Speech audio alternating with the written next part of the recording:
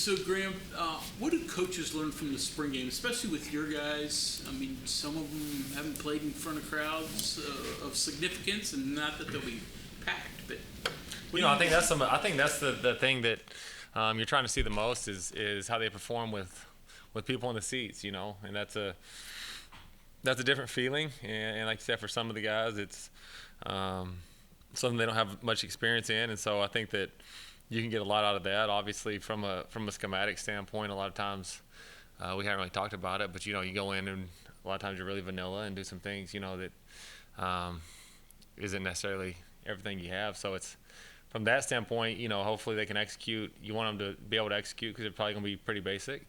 But you want to see, I kind of think the way their composure and the way they perform with people in the seats, and so I'm looking forward to that. Should be fun, and like I said, it'll be good to see how they play. Along this question about learning, what have you learned about the guys that you're coaching right now? 14 practices in. Yeah, it's we've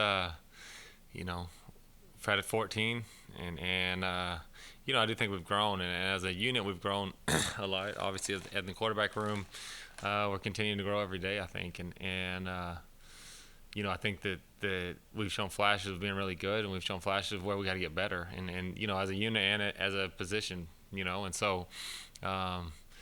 And that was kind of my message to him, even after practice today, is just hey, we got to be consistently good, consistently do our job, you know what I mean? Because, like I said, we can do some really special things at time, and then we can do some things where you're just like, what did you just see there, and some of that's just experience, and like I said, I think that, like I've said since I've been here, that you can't replace experience, and you can spend a lot of time with them in a meeting room and sit down with them and show them a lot of things, but until you're out there on the field and see it, like it's sometimes it takes reps on the field, actually living it to to learn or really grasp something. And so every day I think they're seeing more. Obviously, as more stuff goes in from the defense side of the ball, I think they're doing some good things. So they've seen a lot from the defense has shown quite a few things to them, and so the more they see, the better, in my opinion. Because hopefully they get used to saying, well, this is an unusual look, or maybe this is something I haven't seen, but still not be able to panic and still execute, and I think that's important. So, but that's the key is we've shown flashes of being really good, and we've shown flashes of just head scratching too, and so if we can consistently play at a high level and do our job and play at the level that they're at when things are going good, then we have a chance to be really special. Have you got the entire package in, and are you working on twists yet, or is that in the fall? We'll throw a few wrinkles in, you know what I mean? But we're trying to really get to where we can execute the base, and execute that at a really high level. And but every practice we'll maybe put just one little twist in or put something in that's, hey, let's try to execute this. And some of it is, hey, let's get it on tape, and some of it is, hey, throw something new at it, especially for the quarterbacks. Throw something new at them and see what they can do, see how they learn, and see how they process it, And so, because of that, sometimes things aren't going to be pretty when you put a new wrinkle in because it's the first time at it. But again, the more reps they get at anything, whether it be like base package or kind of a twist, the better they get at it. And so it's been good for them, and it's been a good spring for us.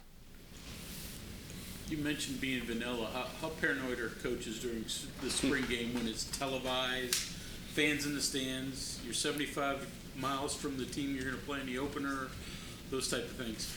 Yeah, I don't really get paranoid about that stuff, but I know a lot of people do, and there's some people probably here that do. So I don't know what, like I said, we'll have a discussion and figure out what we want to put out there. How vanilla we want to be or how much we want to show, and so I'm sure that'll be a discussion over the next couple of days. Like I said, I'm good either way. I think that the key is like, hey, let's go execute no matter what we call, you know what I mean? And whether we throw the whole package out there or whether we just run two plays, like let's execute those two plays at a high level, or let's execute them all at a high level. And that's the key for us is go out there and do your job and do it. Like I said, do it at a high level, and if you do, we'll move the ball up and down the field, we feel like, Neil mentioned something that was interesting. He said with your terminology and your schemes, you let some of the calls stay the same with the guys up front because it was easier for 5 guys to do what they do, more comfortable than you introducing something and having them learn from the scratch. Walk me through that a little bit. What's your thought process there behind that? And this is talking about in the run game. We got a lot of experience coming back we got a lot of experience coming back up there, and so there's no point in like making them, if you're going to ask them to do the same thing they do on this, then just call it this, you know what I mean, or whatever the case may be. Was kind of the thought there, and so we changed a couple words, but like I said, for me, it's not real change. Inside zones, regardless of what you want to call it, you know what I mean. And so we can call it this or we can call it that, but if they already know it is this and we're not changing anything on it, why change it for the sake of change? It was kind of the thought there, and protection, same sort of deal.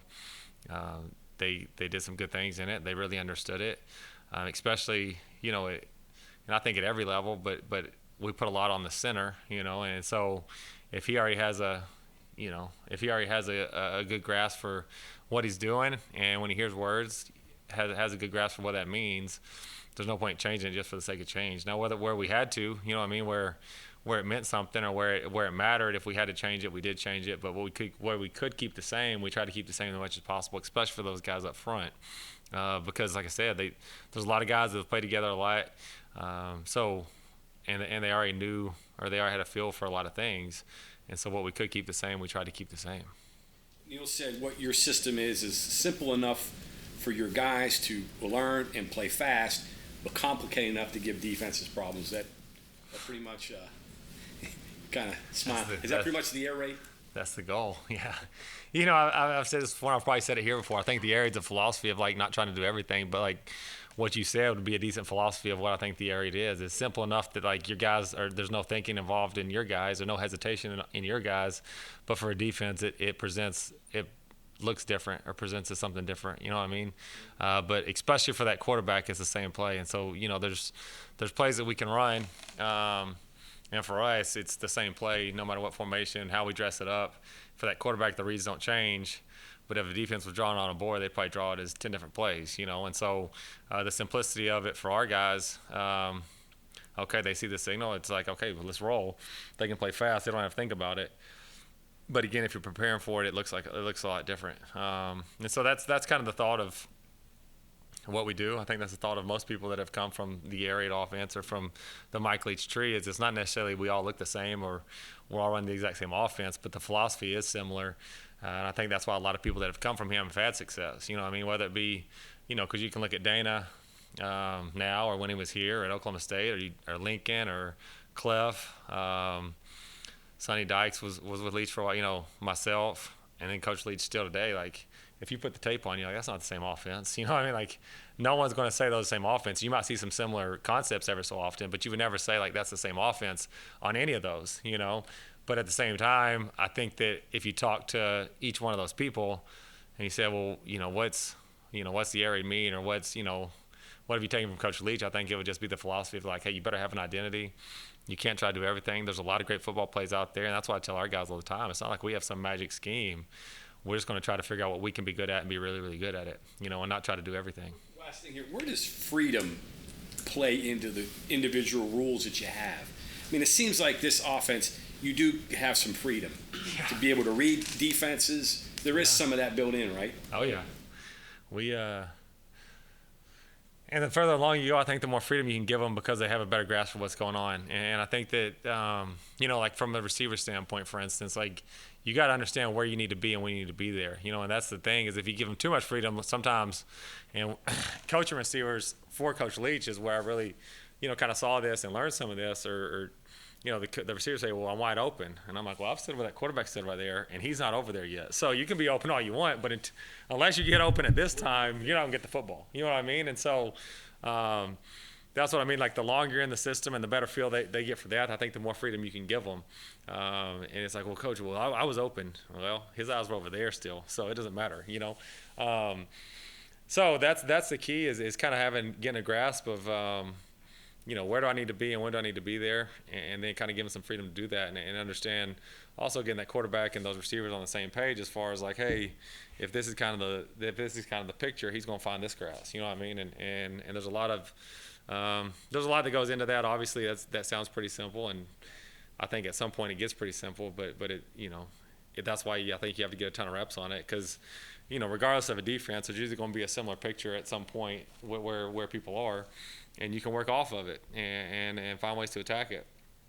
And if the quarterback and that receiver can get on the same page, you can be really efficient doing it. And so that's the key, is get a lot of reps at it and get them used to it, and get the receiver and the quarterback seeing it and understanding it the same way.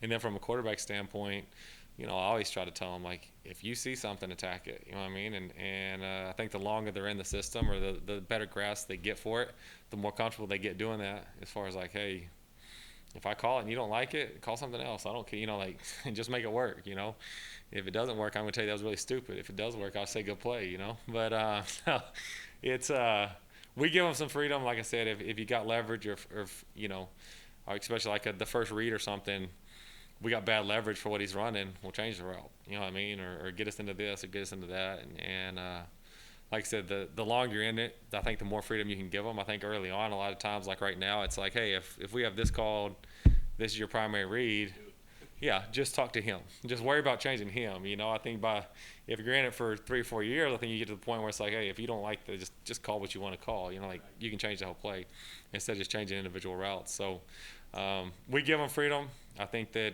again, the longer you're in it, the more freedom you kind of see in it. But like I said, we're getting there, and our guys are doing a good job, or the quarterbacks, I think, are doing a good job of seeing right now, like, the individual stuff that we need them to see, as far as like, well, I got leverage there, I'm just going to attack that. I don't have to change everything, but I can change that and go get it and still keep the integrity of the play. So they're doing a good job of that. And like I said, we actually threw a touchdown today because Nico saw good leverage, attacked it, and threw a touchdown on it, which was a really good play by him today. Graham, all the stuff that you make sound very simple through your experience, I wonder, like, do you look for stuff that's familiar, that's worked at different spots, and then is that maybe counterproductive to trying to figure out what may work best for who you have? Because it's always different, I'm guessing. For sure. If it's so small a package that it may just plug and play pretty well too. Yeah. No, you're fine. But if we, like, I think that what you said is right on. Like, you got to figure out what works with your group at that time. You know what I'm saying? And if you look at my 3 years at USC, we looked very different at times, because what gave us the best chance to win, we felt like, was different with the group of guys we had. I think that first year when I was out there, we were super deep at receiver, and we played a ton of 10 personnel and spread it out and threw it, all over the place, and did some really good things. And then by year 3, because of, a bunch of different factors, but that receiver room was really, really thin. And so we played in almost exclusively 11, and then some 12 personnel even, like extended series in 12, because that's what our personnel dictated, and that's what gave us the best chance to win football games at the time. You know what I mean? That's what we felt like. So I do think, there's stuff that we believe in, there's stuff that we can run, there's stuff that, like, hey, that we should be really, really good at this. But I also think you have to tailor it to your personnel and your team at that time. And I think that that's a great thing for spring, is you can get a lot of reps at some different stuff and see, hey, we're really good at this and we're not very good at this. So maybe throw this out. If you're not very good at it, throw it out and say, well, we'll maybe try it again next spring, or see if our personnel fits this a little better, and then get back to it. So that's what, like I said, there's things that I'll probably always run that I think that any team can execute, but then there's some stuff that's like, well, we're really good at this here and we weren't very good at it there, or we were really good at it there and we aren't very good at it here. Sometimes it's the quarterback, you know what I mean? Like, they have a really good feel for certain plays. And if they do, you're going to call it more, because if that quarterback likes it, it usually works a lot better, even when it shouldn't. So I think that the package changed based on your personnel and who you have out there and what you have in the room. So, but you just got to figure out what you can execute at a high level and go try to do it. Do you find similarities with what you have and who you have right now anywhere in the past, or is that even vulnerable because of who you may bring in over the summer that could change things completely? Well, I think that with where college football is right now, I think that everywhere is going to be a constantly changing. It seems there's always going to be a constantly changing roster right now with the NIL and the transfer portal kind of hitting at the same time. It's kind of changed the game of college football. So I think that the roster will be evolving. But I think that's going to be the case moving forward unless they change roles. That your roster will constantly be evolving. But I do think like the bulk of the team is, you hope, there for the spring, and so you can get a good feel for what you have. I love our receiver room right now. We could, we don't have a ton of bodies in there, and so we've had to, do some things like try to figure out, hey, are we good out of 12? Are we good out of 11? Are we good at, playing some 10 when we can, and kind of figure out what gives us our best chance, what's our best 11 to get out there, and when those 11 are out there, what's our best stuff. And so we've been able to play with that a little bit this spring. Again, I think always in spring ball from now on, your numbers are going to be a little lower than you're used to, because there's a bunch of freshmen that haven't got here yet, and you're probably going to lose some to the portal. So after fall every year. So I think that the roster's a little smaller, but at the same time, like I said, I do think we've been able to play in a bunch of different personnels and see what personnels fit us and see what plays fit us. We've tweaked some stuff from years, some things in the past, or from years, some things we've done in the past that our guys are executing at a really high level, which has been fun. It's been fun to see, like, well, we can put a little tweak on this, and kind of when you get to a new place, it's fun because you got a bunch of new ideas. And my whole thing is, like, new ideas are great, but if we're going to put a new idea in, what are we not going to run? Or what are we not very good at if we're going to place it, if we are good at that, to replace it with? And that's kind of been the balancing act of the spring, I think. Where's the most growth been after 14 practice, would you say?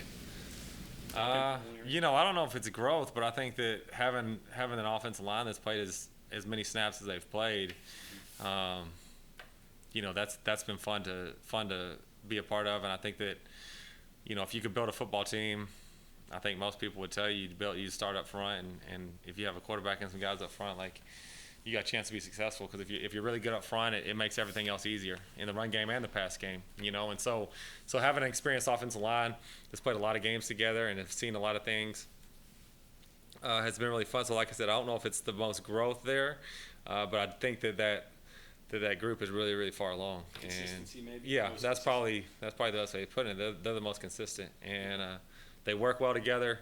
They work extremely hard. They were great this off season, so I was interested to see what it would look like this spring, because all off season, when all you're able to do is see them work out and run and stuff like that, you say, man, this is a great unit, just the way they work. But that doesn't necessarily mean they're always that translates to them being great football players on the field just because they work hard. It gives you best chance, but that doesn't always work. And in here, because of the experience they have and the way they work, and the talent level they have, to be honest with you, like, that's been a cool combination to see and kind of watch a group come together and really be a consistently good unit. So I think they've really done a good job, and there's something we can build around. Coach, thank you for your time. Yep.